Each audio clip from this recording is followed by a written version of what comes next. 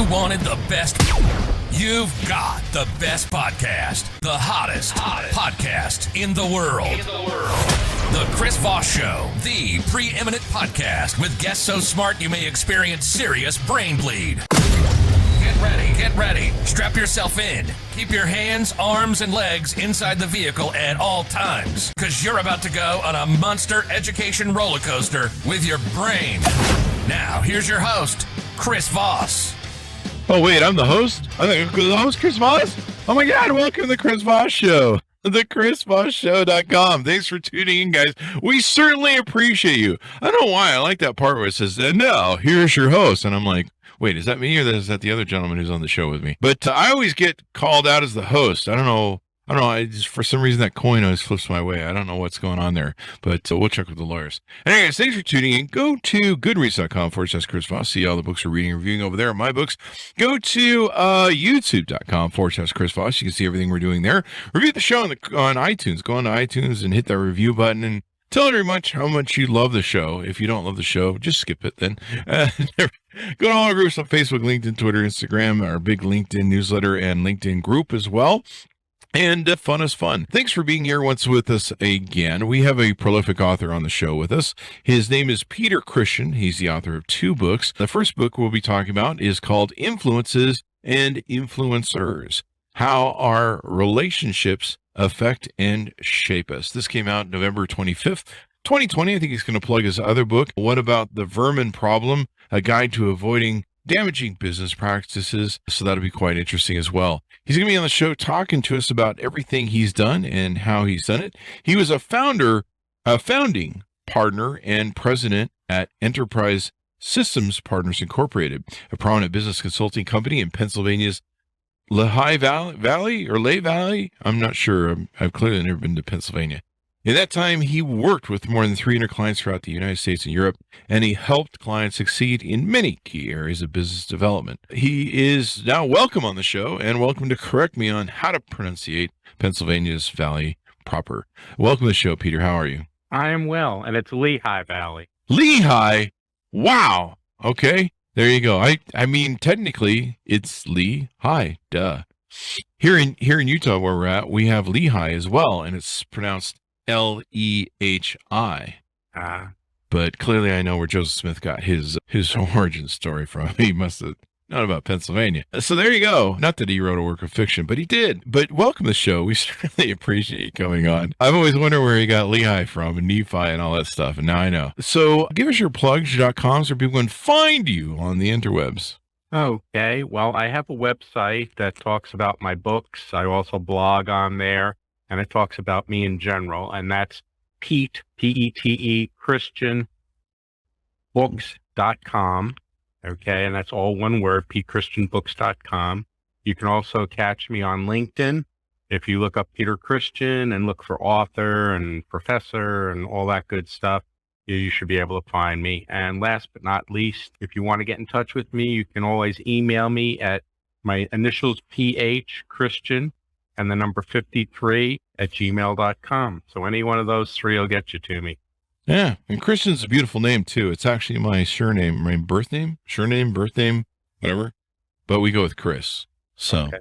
I don't know, but Christian's always a good name. Anyway, so you've written these 2 books. Let's talk about the first one, Influences and Influencers. Okay. That one actually was the second one I wrote. I'm sorry. About that first. That's okay. And that was, as I started to think back on my life and my career and the people who really had an impact on that, on upbringing, how I think today, how I act, how I react, and so forth. It got me thinking about how blessed I really am that I had so many good people in my life that really helped me out and looked out for me. Even when I didn't ask for help, they were there to help me and to do things for me. It started in school. Well, it started with my parents, of course, but it started in school. I had lots of great teachers who were wonderful instructors to me, and continued into my business life with some really wonderful bosses.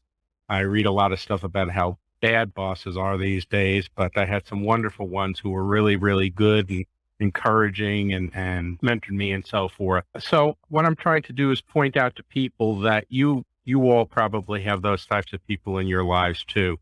sometimes you take it for granted or you just don't think about it. Hopefully you will, both in the business sense and also in life in general, because there are a lot of people who are pulling for you and are there to give you a hand when you really need it. So that's what that one is all about. And that was started because I wrote the first book, and the person I was working with at the time said, well, nobody ever writes just one book. And I went, oh, well, I didn't think about a second book. So she got me thinking about it, and that was the genesis for influences and influencers. That's one of the big challenges is you get your first book done, you go through the whole gauntlet, Mm-hmm. and then people are like, okay, I'll start work on that second one. You're like, wait, I just went through hell and back. Yeah. Can we do this again? And we have some pretty prolific authors on that, they're in 30, 35, 60 books. They've got two different channels going of one person detective, another person detective. Mm-hmm. And they literally come on the show like every 6 to 9 months. They just book it. Like they'll have the second book booked on the show when they're appearing on the show. I'm like, I'm seeing you in 6 months again. And so it's funny how prolific they are. And I really admire them because, damn, that's good. It took me 54 years to write my first book, which means my second book will come out when I'm 108. Oh, we're waiting for it. So, so am I. I'm going to pace myself. So do you want to, let's delve into a little bit more depth of influence as and influencers. Okay. What are some of the, what does it look like at 30,000 feet? What are some things that stand out that we can tease to people about the book? I think looking at yourself and Myself? yes, looking at Just me? yourself. Yes, I know that's sometimes a scary thing for us. Yeah, if you've seen me lately, yeah. Hey, and really seeing where we fit in the world. There are a lot of people who are very self-important. Other people don't think they are, but they certainly do. And Everyone tells me I'm self-important. oh yeah, Yeah. before Was- or after payday. It's my last 9 XYs. Okay. Before after payday, I like that. That's you got- good. I don't get That's into good. that at all. I have the one wife. So. You're not a psychiatrist? Okay. No, I am not a psychiatrist. Far from it. But it really got drummed home to me one day when I was working, when I first started my career, and the founder of the company with their products and chemicals passed away. And the flag was at half staff outside the office building. And one of my colleagues pulled me over and he said, do you see that there? Mr. Poole died today. Leonard Poole was his name. He said, and you want to know something? He said, we will go about doing our business. The company will proceed. We will do everything that we're going to do. It's certainly a loss to us and to the world, but you want to know something? Life goes on, and never forget that. And I never really did. It really had quite an impact on me, which is as important as we think we are, and sometimes we are to a lot of people. At some point, we're going to pass on one way or the other, either from where we're working or in life in general. And life will go on without us. There are a lot of great people that led us and a lot of great people that'll follow us. So while we're here, we do the best job that we can, realizing we're really we're stakeholders and we're placeholders. We don't own really what we're doing. We manage it. We do the best. We should do the best that we can. And we should pass it on to the next person or persons and make sure that it's in good shape and then let them take it from there and move it on. So that has certainly been a big influence on my life and one of the major things that I think started me thinking about then all the other people in my life that have really done wonderful things for me. And so you hope people learn from that that, you need to think about what your stewardship is in the world and what you're passing on to the future generations? Yep, really. And that's what I'm trying to do now. I've gotten involved with teaching and with mentoring students in school and providing some lectures and so forth, and even through my writing. So I'm trying to pass on things that I've learned that I think are important, life lessons, what we take for granted and what we shouldn't, and just basic knowledge that hopefully will help other people. They'll read it and go, wow, that really makes sense to me. I just finished up a project management class, and a number of the folks that I was working with said, I never thought about things the way you're talking about them, and that's changed how I'm going to act and react when I get involved in projects and running projects and so forth. So I think that's important. And like I tell them, you don't have to agree with everything that I say. I hope that you don't, that you'll challenge a lot of things, but you'll take, from it the things that really make sense and run with them. And if they don't make sense to you, tuck them away, and maybe down the road, it'll pull it back out again. And it'll make more sense to you when you run into a difficult time. So that's what I'm trying to do right now, is to kind of pass it on to folks before I leave this great globe of ours. Well, that's a definite valid thing. I mean, I think a lot of Stoics and other people talk about that sort of stuff.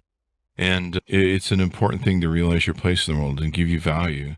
Some people say if you don't have religion, then you don't find your place in this world, but that's not true. I mean, I'm an atheist, and I still believe in, doing good to others and the golden rule and the fact that, this is a place that you come to and you want to leave the place better than when you came. Although I'm probably going to leave some underwear and socks in the corner. That's usually my Okay. I don't do that either in the books, but again, maybe in book number 4 I'll get in. Maybe that should be a book I should do. Make the world a better place, but still leave your underwear and socks in the corner. Yeah, but you got 54 years to wait for it. So. That's true, which means those socks are probably going to really need to get washed. They're really going to need to get washed. You're really going to need to get washed, which is probably why I have 8 XYs or 9 XYs or however many I said it was. I've been yelled at before for that too. Have you? Oh yes, I've been threatened with breakups and stuff for the heinous crime of leaving my socks and underwear on the floor in the morning and then going to work. It's I don't know. I'm working on being a better man, but it doesn't seem to be. But you haven't gotten to that part yet. Well, it's easier to leave. Never mind. It's easier just to get divorced than to work on that whole thing. There's some things you have to draw the line on. It's a lot cheaper to get a new pair of socks than a new wife. Well, I mean, then I got to pick them off the floor. But anyway, the wife or the socks? It's both. What that means either. That didn't come out as funny as I thought it would be. But, I mean, she was on the floor going, I can't believe she dropped to the floor going, I can't believe you left your stupid socks. I'm leaving. I'm crying. Anyway, so anything more we want to touch on this book, Influences and Influencers? Well, there's a lot of good things in there. I think another important part is to never forget where you came from.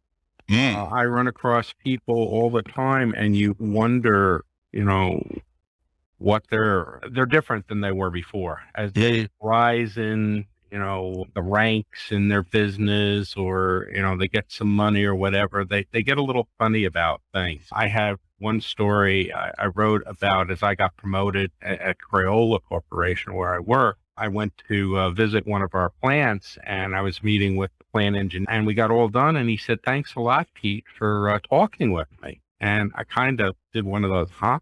And he says, yeah. He said, now that you're a director, he said, I really appreciate that you take the time. And I said, well, Alan, why wouldn't I? And he says, oh, you'd be amazed at how many people get promoted to your level or even above your level and never talk to us again. And I thought to myself, that's nuts. And I said to him, that'll never happen. We've been friends. We'll continue to be friends. We do business together. We like each other. We socialize. And I would never forget you, and quite honestly, the rank that I'm at, has nothing to do with that. It just means I have some more responsibilities and headaches and all that stuff. But that really struck me, that somebody would thank you for talking to them because they felt that you were at a level now that you weren't going to deal with them anymore. So I want to tell people, don't do that. Don't forget, where you came from and who your friends were, because they're still your friends, at least as long as you want them to be. And again, don't take it for granted, because those are the honest people. Those are the good people. So that's something else. So there's different pieces in there about that, again, like I said, things that really had an impact on me. It's just kind of like, wow, I just never thought about that before, but I certainly need to and spend more time on it. Yeah. You know what I do? I always mail those people Christmas cards and say, thanks for letting me use the stepladder on the way up to the top. No, I don't do that. No, I do have a rule in life, and my rule in life is be nice to the nice people. Don't hurt them. Be viciously mean to the mean people. So I try and be a good judge, and when I come across evil people that, that mistake kindness for weakness, and they're just bullies that go around and screw with people. I show them what a bully is. But my father taught me that don't be nice to the nice people. They're they're the nice people. You have to separate the wheat from the chaff. You have to go, because some people, someone's mean to them or they get bullied by a person, then they're just awful to everybody. And, then it's the whole pass me down thing where it's, paying it forward, only instead of being, crappy to someone, honking at them in traffic and screaming at your thing, then they go to their day job and yell at somebody. And then that person who gets yelled at, there's a few different stories or examples of how, it gets passed down when you're ugly to people who are nice. And so, we should do that. I do talk about that. I talk about, not everybody in our life is pulling for us. Not everybody is going to be our friend. And we have to separate that out. And it's not so much being mean or vicious to them. Just try not to deal with them as much as you can. Sometimes you have to if you're working with them or if they're your boss or something like that. But, find a way to work around it, but spend as little time as you have to and spend your time with the good folks. You'll learn from the bad people too. You'll learn what you don't want to be and what you don't want to do. And it's funny when I talk to students who are doing internships, and they'll come to me and say, Pete, I was just dealing with so-and-so and I can't believe what they're saying or doing. And what I say to them is you're early in your career. When you get to the point where they're at, remember what you didn't like and don't do it to other people. Okay. Don't forget that. Okay. Again, going back to where you came from and how you got treated. If you like how you got treated, pass it on. If you don't like it, don't pass it on. Tuck it away and say, I'm never going to do that. I'm not going to be that kind of person. So I try to, again, give the benefit of my wisdom, as small as it may be, to others, so that they don't make some of the mistakes and go through some of the things that I might have gone through. Yeah. Marcus Aurelius in Stoics and stuff talked about how, be a little bit more patient with people because they're struggling, they're going through their things, and sometimes you don't need to intervene on their stuff. And then George Carlin just said, well, people are just fucking stupid sometimes. Yes, they did. So there's both those avenues of thought. And both have some truth to them too. They certainly do. It's interesting. Yeah. But so do we kind of have the tease out on influencers? I think so. I mean, we could spend a lot of time talking about it, but then people won't want to. Yeah, we want people to buy the book. We you want can't to tell buy them the everything. book. Yeah, tease it's a great book, and so this is a good teaser. So there you go. Yeah. And so your first book, What About the Vermin Problem? A Guide to Avoid Damaging Business Practices. And those vermin, I think, are chewing on my socks in the corner at this point. Are because they? They've been there so long, yeah. Okay. So this should be some good data. Give us an overview of that book, if you would. That one was one that I really did think about through my working career. Think about the second one, or? No, I didn't at all. Not until Rena said to me, you got to write a second book. Okay. And she didn't give me another choice. She said, you got to. So I did. There's a lot of people in my life who tell me what to do, and I do it. I salute and go, yes, ma'am. But this is why you're still married, and I have 9 wives, and my socks are around the corner. Yeah, but you haven't learned. Well, I mean, you keep adding it. I learned something. So I only have one who wants stuff. I had 2 choices. Yeah. I had 2 choices: get rid of the person complaining or fix the problem. And I fixed one of the problems. Okay. That's our callback joke for this. But I did really think about what about the vermin problem, because as I was dealing with some really good clients and some not so good clients, and some strange things would happen or some very good, interesting things would happen, I'd say, someday that needs to be in a book. And I'd talk to my coworkers and so forth and say that, and they go, absolutely. So they weren't going to write a book, but I kept thinking about it. And then one day I said, well, now's the time. I had hit 54 plus, so I went a little bit beyond 54 to write the first book. And I put down my thoughts and I wrote about it. And I picked 12 things that had really struck me, some that were very good, some that weren't so good, and some that were pretty bad, some damaging practices. And I had the book written, but then I didn't know what to do with it. I didn't know where you went next. And that's when I wound up dealing with Rena, who had written books before and kind of coached me through. And she told me everything I did wrong, like writing the book before I knew what I was going to do with it. So we corrected book number 2. So you keep learning. You never, like I said, women in my life tell me what to do, and I just salute and say, yes, ma'am, and I do it. I did that. I wrote my book without any sort of outline or whatever, and I just did it as it came together. I ran it like I run my businesses. And somewhere around 50,000 words, they said to me, oh, you're supposed to sit down and write an outline for it, or, like what it's going to be for and stuff. And I'm just like, I don't know, the thing's already written. What do you want me to do now? I can't put it back in the can now. No, you can't. So we organized it and we put it into different sections. Again, the good part and the not so good part and the really bad. And again, you learn from each one. In the really good, I had clients who listened to me and did what I told them to do because they were really committed, and they were paying their money and they wanted to get something out of what they were paying for. And by and large, they did very, very well. And then I had some who didn't listen so well, who wanted to be the know-it-alls and prove to me how smart they were while paying me for it, which was really interesting. And of course, they didn't pay attention and did some things not so good and got in a lot of trouble. So we categorized each and kind of tied them together.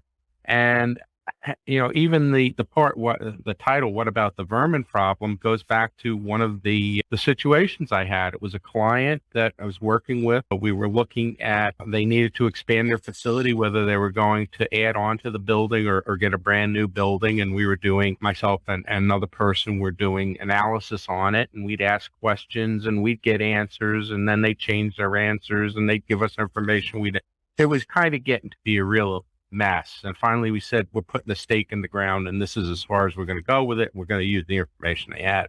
So we decided that we were going to expand the building, and we reorganized it, relayed it out, and we sat down to meet with them.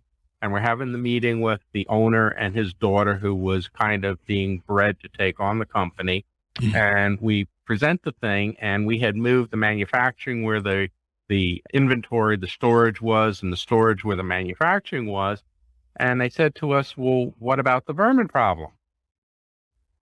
There was that deathly silence, and I'm looking at my coworker and he's looking at me, and we asked the obvious question, what vermin problem? What vermin problem? And they said, well, we're in an old mill that was converted, and it converted a number of years ago. And they said, we still have vermin in it, which I took to mean rats and mice and so forth. And right where you want to put the manufacturing is where they collect. Well, that's where all the material was stored. So you're thinking, okay, so they're getting into your material and you not having a problem with that. But if they get out on the production floor, you do. Second thought is, did you ever hear of exterminators? Third is, we've been to plenty of plants, particularly food processing.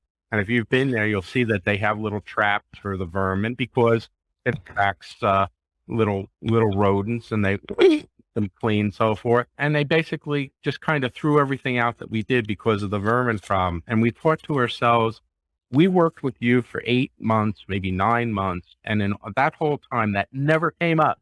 And we said, tell us all the important stuff. And that never came up. So that's a part on communication about how, if you expect people to do things for you and to do them well, you've got to communicate. You've got to tell them the information that they need to know so that they can process and give you the best advice that they can. And when you leave stuff out like a vermin, you're going to run into issues and problems. So again, life lesson about dealing with people. And I'm a big proponent, through the project management course I'm teaching, about communication. If you don't communicate well, don't be surprised when things don't work out or turn out to be bad for you, because you haven't given people the things that they need to know in order to do their jobs and do them well. A lot of leaders fail in that way, don't they? Where they think they've communicated the vision or communicated what they want executed, and because they do it poorly, or they haven't opened up the aperture enough of what they truly want, like maybe they say they want this, and it turns out they want that causes problems. Is that right? Because they don't follow up. They blurt something out, And you know as well as I do that you hear things and you put your own spin on it. Mhm. Well, they might have a slightly different spin. And if they don't talk to you and say, okay, now, did you understand what I said? Do you know where I'm coming from? Do you know what it is that I'm expecting? If they don't ask that, if they just blurt it out and leave, well, you're going to follow what you thought was the right thing. And it might not be according to what they wanted. And now you've got a disconnect. The picture I love is where they're doing the Transcontinental Railway and they're coming to where they're going to join from the east and the west, and they're off by 9 inches. Okay. Well, I saw that a lot in my consulting career. I saw a lot of being off by 9 inches, maybe even by a foot, because of poor communication. And then you stand there and you go, well, how did that happen? Because you didn't communicate well. You didn't take the time to find out if people really understood what you were talking about. But shame on you. And that's what I try to get across to the students I'm teaching project management to. It's up to you. Yeah. Important to you. You're responsible for everything, all the screw-ups and everything else. And if you don't make sure that it happens correctly, shame on you because you didn't communicate well. And I had that happen to me in one of the last projects I did. I had two experienced guys who were working on something. We were laying out a warehouse. And I asked them, I said, do you have everything together? And they said, absolutely. Everything is done. We get into the meeting and the two guys are arguing with each other over the details. Now, usually what I would do is I'd say, do you have everything? Okay, show me and let's just go over it. But I kind of took the easy route and said, that's okay. You know, you guys have 20 plus years experience. I trust you. Mistake. Okay. Trust but verify. So we had a terrible meeting. It was one of the worst meetings I ever had in my career. And it was at the end of my career. And I blamed it on myself because I didn't take the time. So shame on me. So we had to do some corrections and we looked foolish in front of the client. You know, 3 people with 20 plus years of experience and we're arguing with each other in front of the client. It was one of the saddest experiences I've ever had and hopefully never will have again. I learned from it. I won't do that anymore. Yeah. You know, I as a leader, I had to do that a lot. I'd ask myself, how do I communicate effectively? Do they understand the mission? Do they understand the goal? And a lot of times when I would fail, I would find that there was that disconnect between my communication and theirs.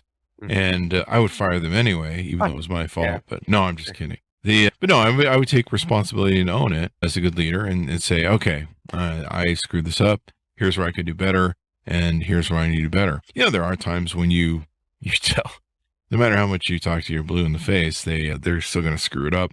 And like you say, they put their own spin on it. But trying to break through to that and make sure, and then of course, I guess there's ways to manage that as well. Come to think of it, where, you know, you do follow up, make sure that you're still on the path that you set forth. And that way you can more quickly get on top of deviations of that path. Yeah.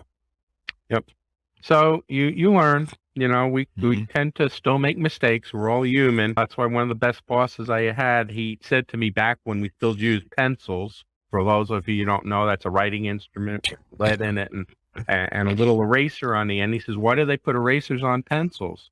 He said, because we all make mistakes and we've got to fix them. So, and again, that stuck with me. It's okay to make a mistake.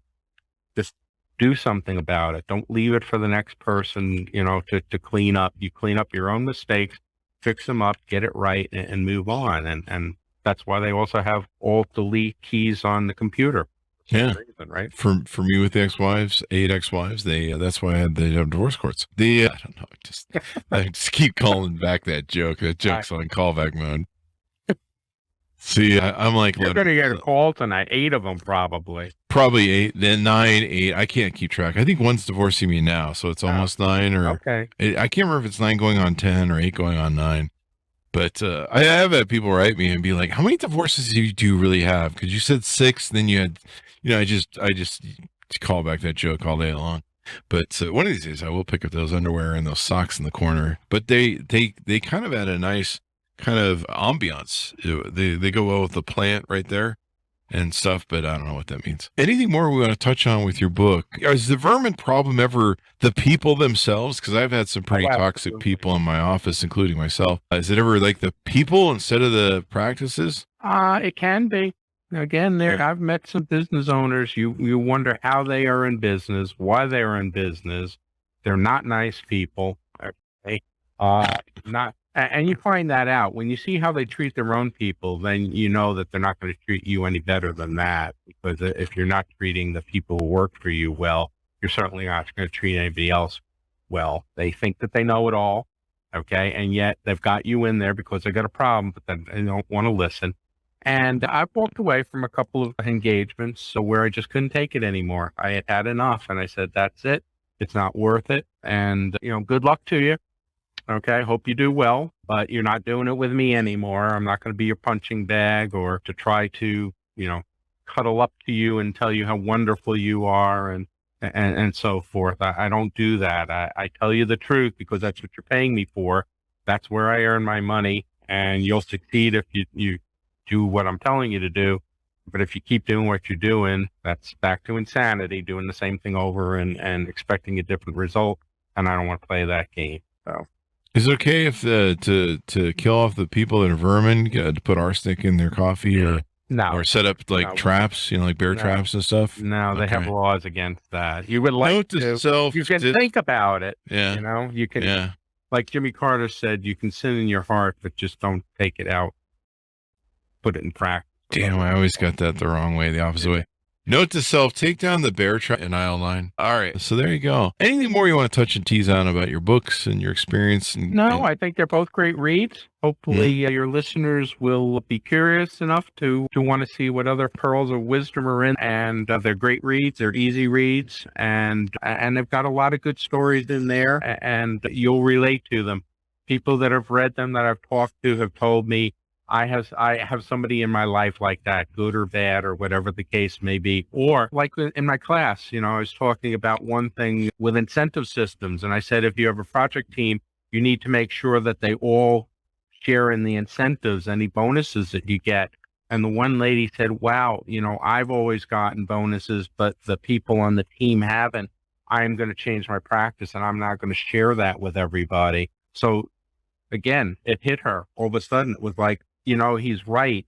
It's a team and you should all share in the benefits of what you're doing because it wasn't just you, that it was a group of folks and you really need to recognize that, share it with them. So you do have that impact. Again, people will find things that hit them, that strike them, and that's what you want to do. And the things that don't, then fine, just ignore them and move on, But again, I think they'd be great reads and you would really enjoy them. There you go. Well, it's been wonderful to have you on. We've certainly learned a lot today.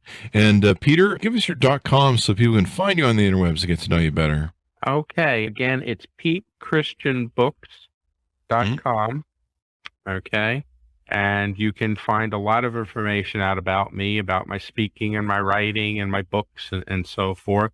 Or go on LinkedIn. I don't have a .com for that, but if you go on LinkedIn and put in Peter Christian and you'll probably find a whole bunch because there are quite a few Peter Christians, but not too many that are authors and adjunct professors and so forth. You can find me there and you'll learn a lot more about me. And I've written a lot of articles that are also posted there that you can read besides the books. So just as I'm out walking the dog, he and I have a talk and he gives me some really good ideas about things to write about. So I just write about life in general and how it can help you. There you go. Help you. There you go. Well, thank you for coming on the show. We really appreciate it, man. Thank you for having me. It was enjoyable. There you Good go. luck with wife number 10 or 11 or whatever number. Yeah. Well, it depends on how we work out the whole socks and underwear situation. So there's that. It sounds like you'll be on 10 or 11. Doesn't sound like that's going away anytime. I mean, you got to get a 2-digit round off number. I always feel like you got to end up with even numbers, right? You've got to. I guess. I don't like odd numbers, so might as well go for 10. It's a good round number. It's easy to remember. But yet I had an argument with the VP. I was just in facility planning, and we had 2 plants, and he said we should have an odd number. And I said, he says it should either be 1 or 3 or 5 or something. I said, well, why is that? And he says, I don't know, but it should just be an odd number. So we would agree to disagree about that because I couldn't figure that out. But he was probably left-brained or something. I have no idea. So, for you want even, he wants odd. Can you give him the numbers of my ex-wives? So no, they can all work he out. passed away, so we don't argue anymore. Well, I think that's what my ex-wives are hoping I'll do. Anyway, thanks for coming on, Peter. Thanks to the audience for tuning in and putting up with all our callback jokes. Go to goodreads.com/Chris Voss, hit the bell notification button. Go to YouTube, Twitter, Instagram, TikTok, all those crazy places those kids are playing these days. The big LinkedIn newsletter, the 132,000 LinkedIn group as well. Join that.